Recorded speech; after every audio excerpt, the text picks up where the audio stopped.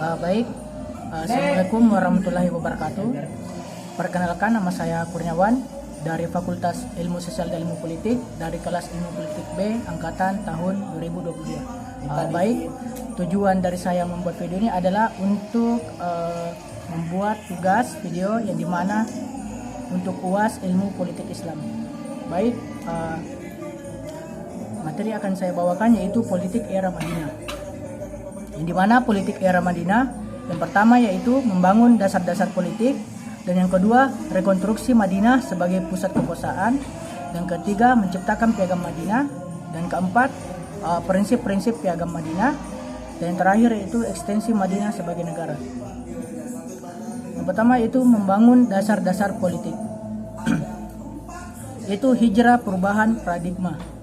Pada tahun hijrah 622 Masehi merupakan titik awal era baru dalam sejarah umat Islam. Jika Makkah diwarnai konflik dan tekanan, maka Madinah menawarkan kekuatan politik dan sosial yang berbeda. Dan kedua yaitu kekuasaan Nabi di Madinah, di mana Nabi mempunyai kedudukan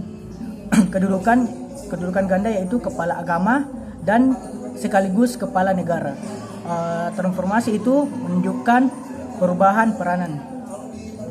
Dan yang ketiga itu pembentukan peraturan, di mana pembentukan peraturan yaitu menyusun aturan-aturan yang dibutuhkan oleh negara, dan aturan tersebut berdasarkan wahyu dan menjadi hukum dalam negara Madinah. Dan yang keempat yaitu langkah strategis pasca Baiat Aqabah 1 dan 2, di mana secara umum dukungan tokoh Madinah dalam Baiat Aqabah memengaruhi psikologi Muslim, yaitu secara khusus umat Islam Makkah menjadi yakin dan percaya diri untuk melaksanakan langkah strategis yaitu hijrah ke Madinah. Dan yang kelima itu dampak hijrah, di mana Madinah lahan subur untuk pengembangan ide dan pemikiran, dan gagasan Islam berkembang dan mempengaruhi pemikiran politik masyarakat. Dan yang keenam yaitu tanggung jawab Nabi,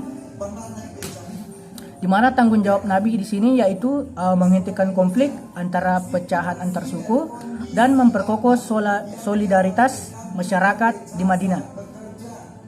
Dan ketujuh yaitu kebijakan-kebijakan strategis Nabi untuk membangun Madinah, di mana masjid sebagai pusat kegiatan keagamaan, sosial, dan politik. Yang kedua yaitu mempersaudarakan antara muhajirin dan ansor. Dan yang ketiga yaitu penetapan konstitusi untuk memperkuat struktur sosial dan politik. Dan kemudian yaitu rekonstruksi Madinah sebagai pusat kekuasaan, di mana kondisi awal masyarakat Yastrib atau Madinah, masalah sosial yaitu iri hati, dengki, hasad, dendam, sikap egois, dan lain-lain. Dan yang kedua yaitu kerusakan sosial ekonomi, di mana yaitu penimbunan, riba, transaksi yang merugikan, dan perdagangan yang tidak adil. Dan yang ketiga itu masyarakat terpecah yang seperti fragmentasi sosial, kelemahan dari ancaman luar. Dan yang kemudian yaitu tantangan Nabi Muhammad. Yang pertama yaitu misi perbaikan, di mana tanggung jawab berat untuk memperbaiki kondisi masyarakat yang rusak. Dan kedua yaitu tujuan utama, yaitu menciptakan umat yang mampu menerapkan ajaran Islam dan menghapus permusuhan dan menciptakan masyarakat rukun, damai, dan sejahtera. Dan kemudian yaitu transformasi yang dilakukan Nabi Muhammad. Yang satu dari aspek sosial edukasi, di mana mengubah nama kota, mempersaudarakan suku, menciptakan suasana kasih, sayang, dan juga persaudaraan. Dan kedua itu perubahan nama, di mana perubahan nama ini kota Yastrib menjadi Madinah, suku Aus dan Khazraj menjadi Al-Ansar. Dan langkah-langkah strategis Nabi Muhammad yaitu langkah-langkah umum, yang kedua langkah-langkah khusus, di mana langkah-langkah umumnya di sini yang pertama al-ikha atau yang bisa disebut persaudaraan, mempersaudarakan antar sesama muslim. Yang kedua al-mabbah, di mana kasih sayang dan memperkuat persaudaraan melalui rasa kasih sayang dan cinta kasih. Dan kemudian al-adalah atau keadilan, di mana penerapan prinsip keadilan. Dan keempat al-musawah, yang artinya persamaan, di mana artinya persamaan hak dan kewajiban. Yang dimana langkah-langkah khusus Nabi yaitu pembangunan masjid sebagai pusat aktivitas keagamaan sosial dan politik. Dan yang kedua, perubahan hubungan berdasarkan suku, berdasarkan akidah. Keberhasilan transformasi tersebut yaitu perubahan karakter masyarakat, yang dimana perilaku dan akhlak masyarakat menjadi lebih baik, dan keadilan dan persaudaraan, realisasi keadilan dan kesetaraan hak kehidupan sehari-hari. Dan kemudian yaitu menetapkan Piagam Madinah, dimana ini konteks sosio keagamaan. Masyarakat Madinah terdiri dari beragam kelompok agama dan etnis. Kelompok utama yaitu Muslim, Muhajirin dari Mekah dan Ansar, yaitu Aus dan Khazraj dari Madinah. Yahudi seperti Bani Nadhir, Bani Quraidah dan Bani Qainuqa. Kristen dan paganis. Dan kemudian pluralitas ini menciptakan keragaman budaya, kepercayaan, dan struktur sosial. Dan kemudian itu substansi Piagam Madinah, di mana substansi Piagam Madinah yaitu pasal 1 sampai 6 yaitu kesatuan umat, pentingnya persatuan umat Islam dari berbagai kelompok. Dan kemudian pasal 7 sampai 12 tanggung jawab suku dan keturunan, setiap kelompok bertanggung jawab untuk saling membantu dan membayar denda di antara sesama. Pasal 3 sampai 18 yaitu otoritas dalam menegakkan kebenaran, yaitu pemberian wewenang kepada mukmin untuk menegakkan kebenaran, terutama dalam hal yang dapat merusak keselamatan umat.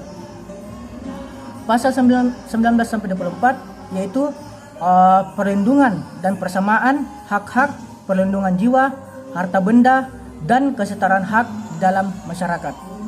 Dan kemudian pasal 19 sampai 24 yaitu perlindungan dan persamaan hak persamaan dan dalam masyarakat. Dan kemudian pasal 25 sampai 30 yaitu perlakuan terhadap berbagai suku, yaitu perlakuan terhadap berbagai suku dan komunitas, menekankan kesetaraan hak di antara mereka.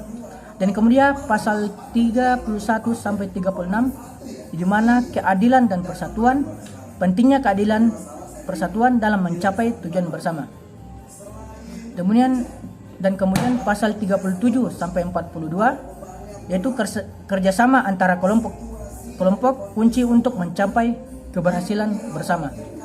Dan kemudian yaitu pasal 43 sampai 48 mengacu pada hukum Allah dan dasar utama bagi masyarakat Madinah. Dan kemudian yaitu struktur Piagam Madinah. Bagian pertama yaitu aturan-aturan khusus mengenai orang Islam, Muhajirin, dan Ansar. Dan bagian kedua yaitu aturan-aturan khusus mengenai orang-orang Yahudi berbagai etnis. Di mana bagian ketiga yaitu aturan-aturan yang berlaku umum untuk seluruh warga Madinah. Dan kemudian prinsip-prinsip Piagam Madinah, di mana prinsip Piagam Madinah sini yaitu kesatuan umat, penggantian hubungan berdasarkan keimanan, bukan keturunan. Dan kedua, inklusivitas agama, di mana pengakuan terhadap perbedaan keyakinan dan agama. Dan ketiga itu kepemimpinan Nabi, di mana penetapan Nabi sebagai kepala negara, penjagaan hukum dan keputusan berdasarkan Al-Quran.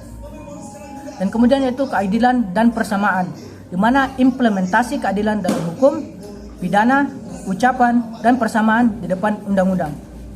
Dan kemudian yaitu pengakuan adat istiadat, di mana mengakui tradisi yang baik sebelum kedatangan Islam. Dan kemudian organisasi politik dan keuangan, penataan politik, strategi perang, zakat, hasil rampasan, pajak, diplomasi, dan negosiasi. Dan kemudian itu implikasi praktis Piagam Madinah, di mana integrasi dan toleransi, integrasi orang Yahudi tanpa mencabut kebebasan keagamaan mereka.